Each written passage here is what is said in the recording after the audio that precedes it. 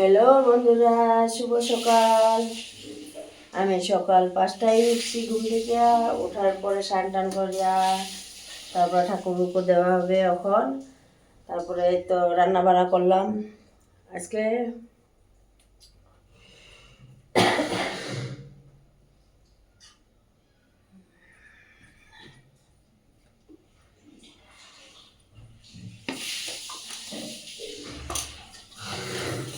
এই যে আজকে বানাইছি মহারাষ্ট্রের ডিশ, বেগুন বাদামের তরকারি। তারপরে এই যে পাতাকপি আলু ভাজা করছি আজকে। কার্তিক পূর্ণিমা, তার জন্য নিরামিষ রান্না করছি। এখন আমার ওই ছেলেটা কালকে বলছে সাবুদানা খিচুড়ি খাবে। কালকে আমি সাবুদানা ভিডিও দিয়েছিলাম, ওইটা কমপ্লিট দিই নাই, তার জন্য আজকে আবার আমি এই যে ভিডিও বানাচ্ছি। তার জন্য এই যে সাবুদানা, এটা ছোটো সাবুদানাটা, এটা ঝটপট ভিজায় রান্না করা যায়। এটাকে আধা ঘন্টা আগে ভিজায় রাখা হয়েছে, রাখে এই যখন জল থেকে তুলিয়ে নেওয়া হয়েছে।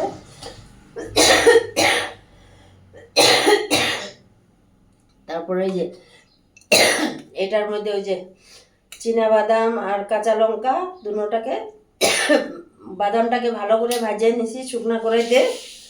তারপরে তারপরে এই যে কাঁচা লঙ্কা দিয়ে এটাকে ভালো করে পিসি, কিন্তু এটা পিসা হয় নাই ভালো করে। আমার মেয়ে পিসে এটাকে যদি সাথে সাথে মরিচের সাথে যদি পিসতো তাহলে ভালো ঝরঝর হয়তো। ওই আগে লঙ্কাটা পিসে তারপরে তো বাদামটা ঢালছে, তার জন্য মানে গোটা গোটা হয়ে গেছে।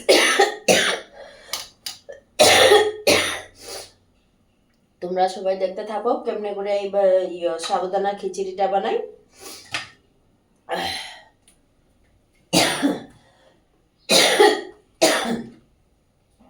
এই যে প্রথমে তেল ডালবো। তেল কিন্তু বেশি ঢালতে লাগে না, বেশি ঢাললে মানে সাবুদানাটা একদম আঠা আঠা হয়ে যাবে, তার জন্য বেশি ডালতে লাগে না, অল্প করে ডালতে লাগে।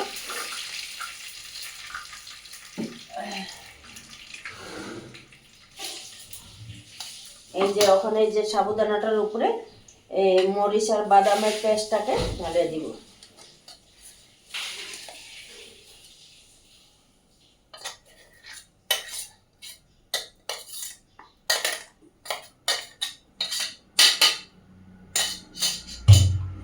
এই যে ওখানে আগুনটা অল্প কমায় দিচ্ছি। এই যে ওখানে সাবুদানাটা আর এই যে মরিচ আর বাদামের ইয়েটা মিশ্রণটা পিসাটা ওখানে ঢালে দিব ওর সাথে।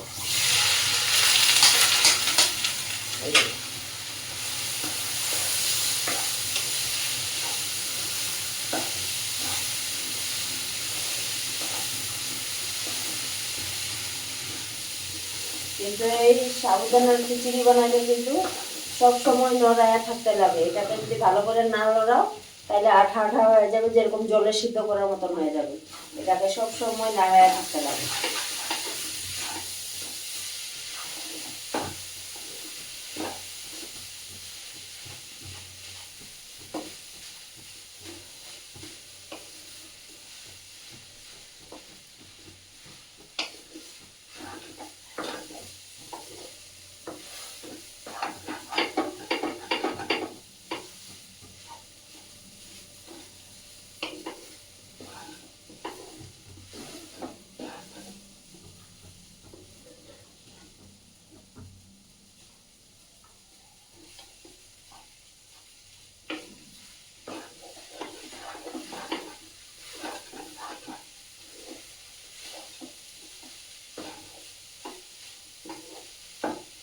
আর এই সাবুদানা খিচুড়ি বানাইতে কিন্তু অল্প ঝাল ঝাল হলেই ভালো হয়।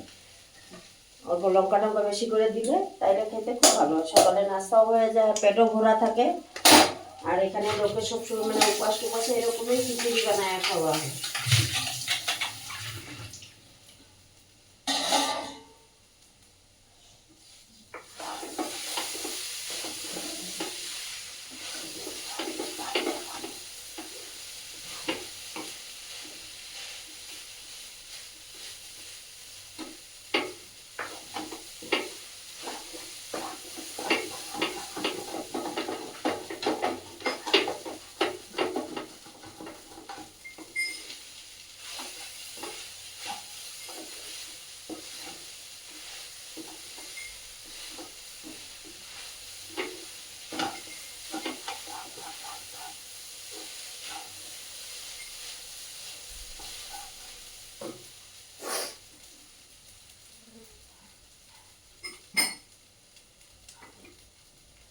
তেলটা বেশি কম হয়ে গেছে, আমি আরো একটু তেল ঢালি।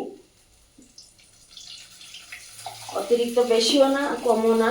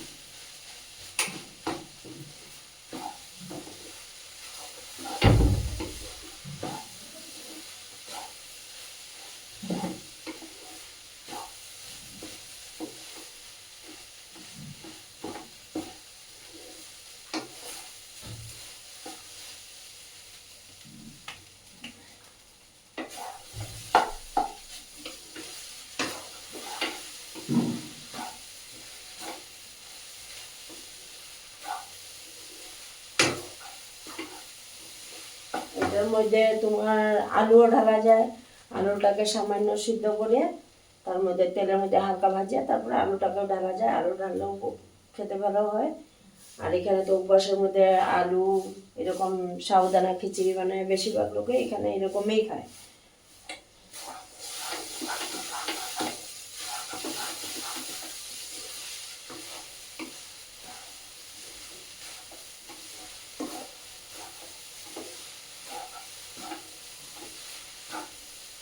এরকম আমাদের আসাম সাইডের লোকে কীরকম সাবুদানাটাকে ডাইলের মধ্যে খিচুড়ি বানায় খায়।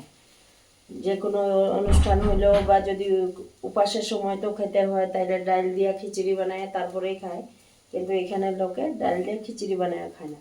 ওইটা বড় সাবুদানা হলে ওইটাকে রাত্রে ভিজায় রাখা হয় 2 ঘন্টার মতন। তারপরে ওইটাকে টুকরিতে ঢালিয়ে রাখিয়া সারা রাত্রে জল ঝরিয়ে গেল, তারপর সকালে বানালে ঝরঝরা হয়ে যায়। আর ওইটার মধ্যে তো এরকম বাদাম, কাঁচা লঙ্কা অঙ্কা সব বাটিয়ে দিতে হয়।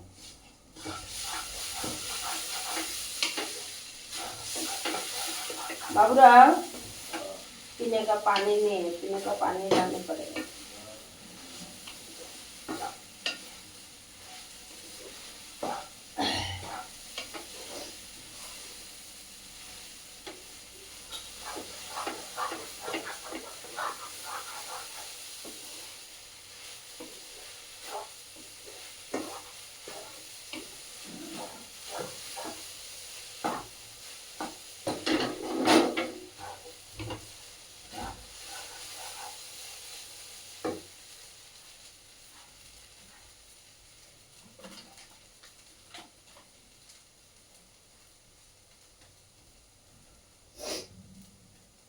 এখানে এই যে প্রথমে দিছিলাম অল্প একটু লবণ, এখন ভাবলাম কম হতে পারে, আরো একটুখানি লবণ ঢালে দিচ্ছি।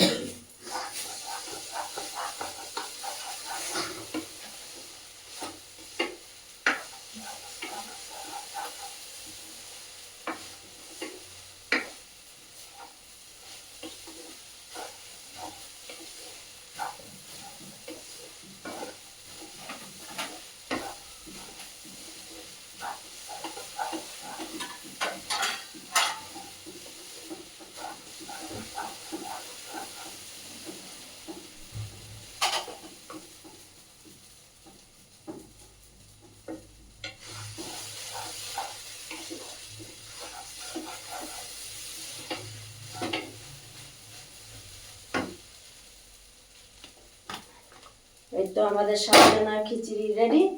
এখন অল্প একটু ঢাকন দিয়ে ঢাকিয়ে রেখে দিব। এই যে হয়ে গেল আমাদের সাবুদানা খিচুড়ি। Bye bye. হ্যাঁ।